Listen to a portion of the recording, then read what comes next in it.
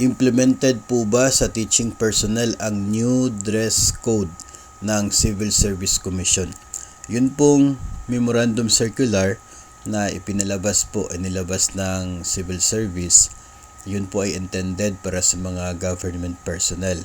So ibig sabihin po niyan, lahat ng mga opisina ng gobyerno ay sakop na nasabi pong memorandum circular.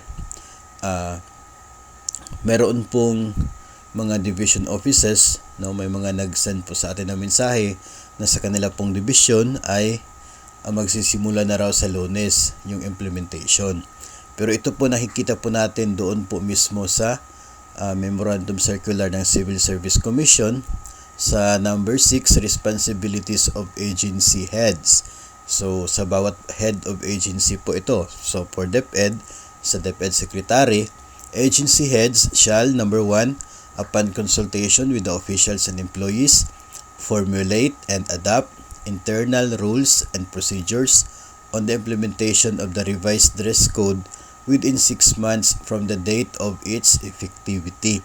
So malinaw po dito na pagkatapos naging effective ang memorandum circular ng Civil Service Commission, ang mga heads of the agency or sa case ng DepEd Secretary ay gagawa sila ng internal rules and procedure para po sa implementation nito pong circular within 6 months. So sa loob po ng 6 months, since December po lumabas itong memorandum circular, so until June, expected na ang mga heads ng bawat government agency ay makapaglabas na ng internal na guidelines nila para po sa implementation na nasabing dress code sa bawat agency.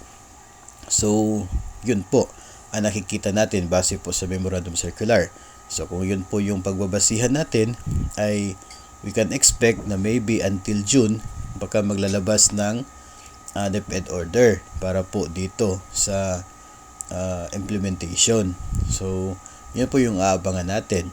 Pero since may mga division offices na raw na mayroon ng memo coming from their SDS for the start of the implementation, of course, yung mga nasasakupan doon ay susundin na lamang po, no, yung kautusan coming from your SDS.